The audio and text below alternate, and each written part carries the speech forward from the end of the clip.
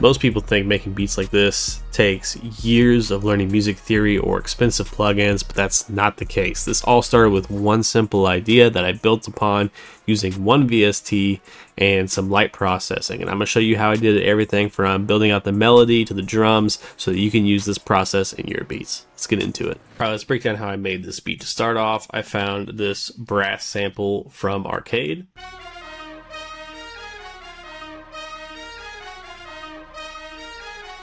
The second half's a little bit different, but you get the point. That's the main brass melody. And then from there, I just needed to add some more brass layers to fill it out. I'm cutting out all the low end out of that. There was like a sub bass in there. You can hear it a little bit, but I'm cutting out most of those lows and replacing it with 2 instances of Xenology. So these Xenologies, the first one is the Biggie Brass preset. Sounds like this. The second Xenology is Biggie Brass 2, sounds like this. So very, very similar, slight difference. So those differing tones make it feel a little more full, like you got 2 different instruments playing, even though it's pretty close to the same sound. It still, meshes really well together. So for those patterns, I'm just walking down the scale. The second Xenology, you can see, goes D sharp. We're in the D sharp minor scale, and I'm just walking down. And then in the other one, we're starting at A sharp and walking our way down. So all I did here, basically, we duplicate that. If we bring these down, you can see I've just made a chord with those 2 different presets. And so each preset is playing one part of the chord.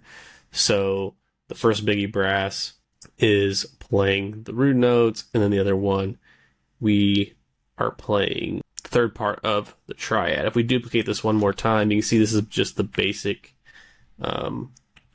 triad here. Okay, so if you just made the simple triad for each of these chords going down the scale, this is what it would look like. But I took out all those middle notes. If you take out the middle note of the triad, you get this real powerful sound from it. And that's how you get that kind of like heroic feeling to it. So that's a good trick to know. If you take out the middle note of the triad, just leave the top note and the bottom note, then you're going to have a good heroic sound. Real quick interruption. I hope you're enjoying the video so far, but in the description, I've left a link so you can get a free download of my demo for my upcoming Memphis pack. It's got drum sounds, loops, MIDI patterns, presets, a bunch of stuff that you can use completely free. So make sure you check that out when you're done watching the video. And while you're down there, go ahead and hit that like button for me. Let's get back to the breakdown. So with those added in, it sounds like this.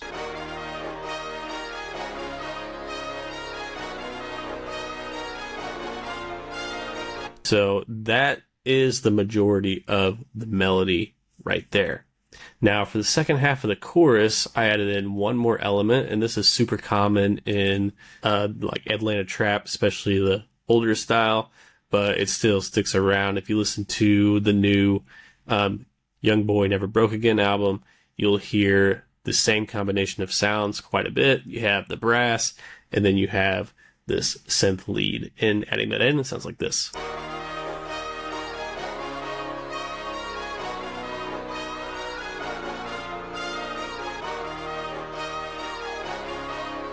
Okay, so just add something cool to the melody.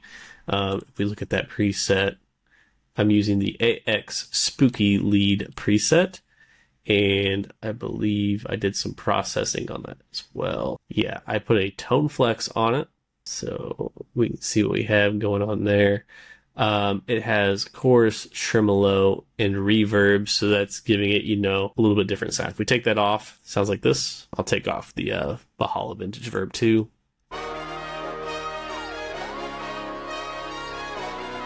Adding in tone flex. So it gives it that lead some more movement and stuff, just gives it a better feel.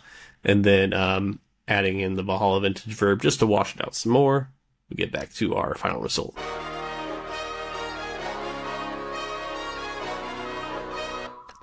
So I like to put a reverb on those leads. And then, as always, if I'm ever wanting to spice up a sound, Tone Flex is my go-to, and it does a phenomenal job. All right, so after that, that's all the melodic elements. It doesn't take much to make these heroic melodies. The sample that I started off was pretty full already, so there wasn't a whole lot to do to, fill it out the rest of the way. Strings would be another good instrument that you could add for a heroic melody like this, but in this case, wasn't necessary. So it was time to get it in on the drums. Now, I try to make this beat very simple, very easy to rap on. The patterns are not going to be anything crazy. You can see this is the 808 pattern, just following the root notes of those chords I set up with the Xenology Biggie Brass presets.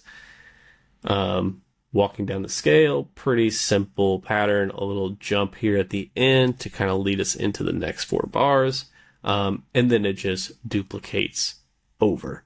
The hi-hat pattern, nothing crazy going on here either, just 2-step with a few little rolls and some layered notes. You don't really need to overdo the hi-hats. They're just, adding a little bit of bounce. So with the 808, the snare, and the hi-hat, it sounds like this.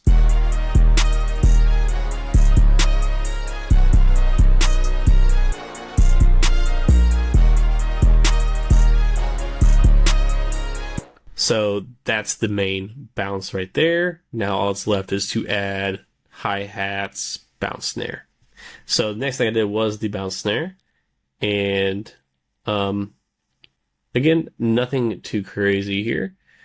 Just some shots to play around the typical 3 and 7. Nothing in the first bar, but you can see we hit right before here. So I'm just hitting like right before and right after the main snares. And you can see there's some velocity changes on these 3 notes right here, just kind of walking it down, getting a transition into the next 4 bars. Here you can see our snare is going to be hitting right here. So leaving a 1 space gap between your bounce snare and your regular snare is something you can do. That's usually a good gap in this 130 to 140 BPM range. Probably even faster, but we're working at 132 for this beat. After that, that's most of the bounce. All I did was add a crash on the 1 and another open hat for some other spots where I'm just layering it with the 808. And so all together, the drums sound like this.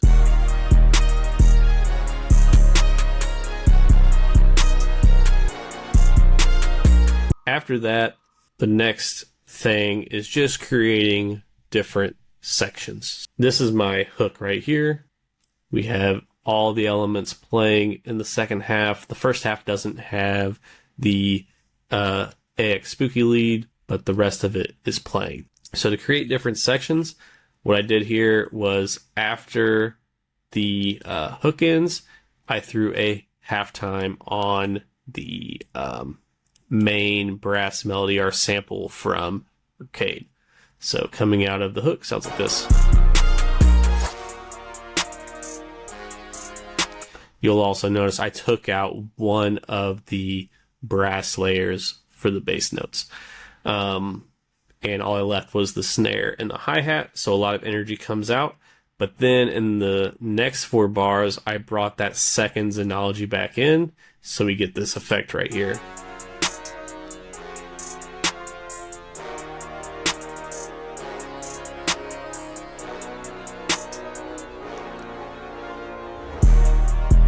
And then just cutting the drums before that drop right there just gives a great transition. I had a transition effect here as well to help lead into it. So after that, it continues. We still have halftime on it. We bring in the lead again, but you can see here I've taken out some of the notes. The second half has a little bit more, but I took out that ending part from the first half just so it's a little more simple. And then the last differentiation piece here was this last section. I changed up the second half of the Xenology, and I added another set of notes that were actually going up and then back down the scale here to create a little bit more of a heroic feel. make it a little bit more dramatic, leading back into the hook. So this section, the bridge, if you will, right before the hook, sounds like this.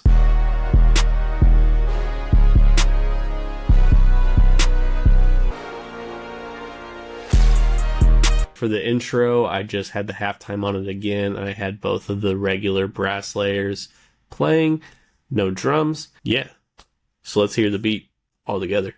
Real quick, before the final listen, if you made it this far, you must have liked the video at least a little bit. So if you could leave a like, comment, subscribe to the channel if you're new, it'd mean the world to me. Let's go.